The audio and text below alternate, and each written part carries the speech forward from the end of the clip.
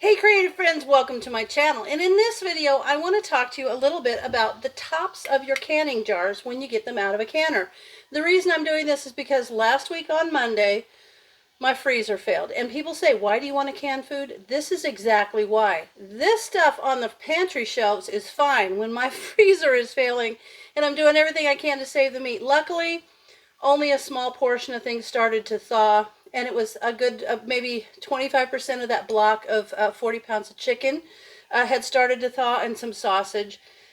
So we were pretty much able to save it because my neighbor that I help out, I take care to her medical appointments and everything, she's like, I was telling her about it, and I knew she had a little bit of freezer space, so I was going to borrow that from her until we could get a freezer. And she's like, over in the corner of my garage I have a great big upright freezer. It hasn't even been plugged in because I don't use it, and I've been thinking about giving it to you or getting rid of it, so bring your meat up here. So it was awesome. I was able to kind of put some in the outside upright that we have, some in the refrigerator freezer, some in her other big freezer that had a bunch of space in it, until that freezer finally, I put water in it and made sure it was all freezy, and then we just moved all the meat in there. But it made me can my 40 pounds of chicken, which is awesome because I've been meaning to do it, and it's just one of those things. It was a catalyst to make me do it.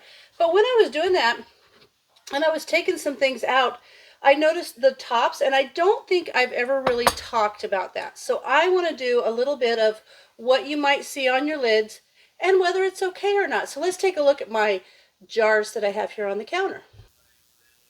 Okay, here I have a bunch of jars, and I've got a regular mouth and a wide mouth, and I want you to see how nice they look. Well, except for that one, that's part of what I'm going to show you.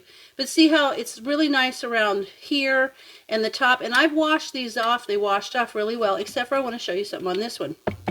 But what I'm showing you is sometimes, and people have asked, oh, is this okay? You might get your rings out, and these are rings. What I do, see that ick that's on there?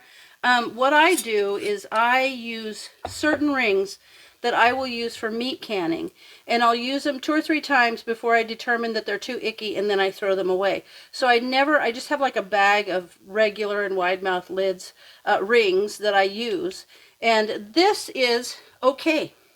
That can happen. And what happens is, I don't know if you can see here, see how it's around the neck of that? See how that is? Now that's going to wash off, and then it gets around this ring, which is fine. I'm going to throw that away. But as far as the lid goes, you can see how it's in around this ring. See that?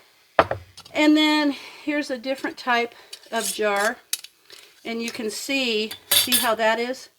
I don't know if you can see all that on there, right there, and those marks. This one doesn't have, it's got some around there.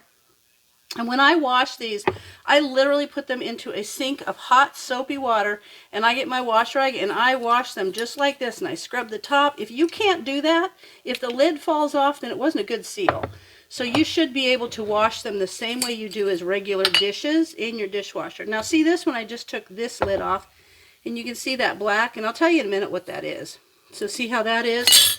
But see how this is pretty good around the side. This looks pretty clean, and I'm just going to wash that one up nicely.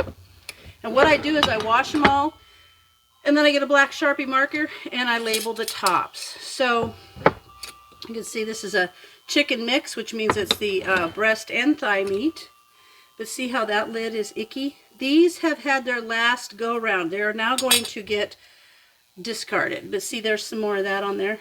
And a lot of people say, ooh, what is that? Something bad happened in my canner. You can see it's around there. Sometimes it's on there really, really good. And like you can see here, I wash this, and that is really hard to get off. I'm going to have to scrub. See how it's hard to get off? But what that is you raw pack your chicken. All of that broth comes out of the chicken. And anytime you do any kind of meat or fish or whatever, there are oils in that. Now, you want to make sure that your lid is on nice, properly wiped and everything to go on there, because you don't want that oils to get up around the rim, because that can prevent the seal. But when you do what they call fingertip tight, that's because you need to let the lid not be cramped down, because there's heat that's going to come out of there, and if it's down too tight, it will buckle your lid because it will force its way out.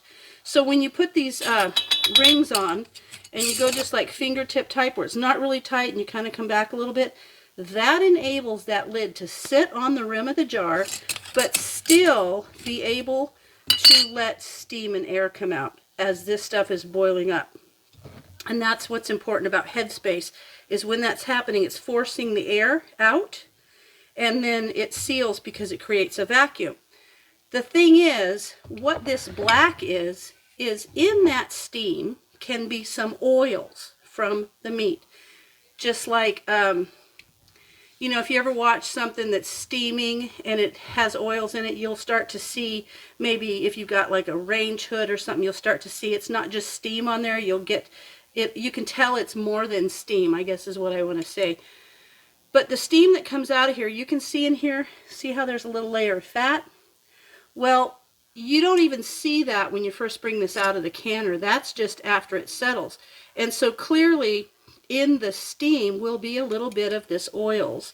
And then what happens is the steam gets out, kind of gets in here, or it settles on the top of the jar, and the heat inside the canner kind of scorches it.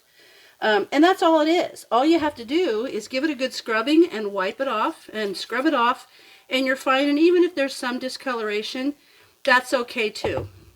That isn't anything bad. That's no chemical weirdness.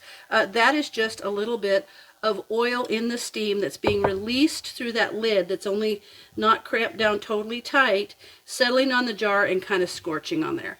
So I just wanted to tell you that. If you've seen that and you wonder what it is, now you know. So I hope you head out and can and never worry about that kind of thing again. Ooh, this is a good one right here. See that? Ew, I'm going to have to wash that one good. But anyway, I just want you to know you're okay if you see that, as long as your lids sound great. Hear that? If you hear it go thump, then it's not good. I could play a little tune. Anyway, so there's my canning tune. But there is the marks that you can get from scorched oils in your steam. I hope this helps you. I hope you enjoy canning, and I gotta tell you, I've got more canning, more chicken on my shelf that I don't have to worry about thawing in my freezer. So, as always, thanks for watching, and I'll see you in my next video.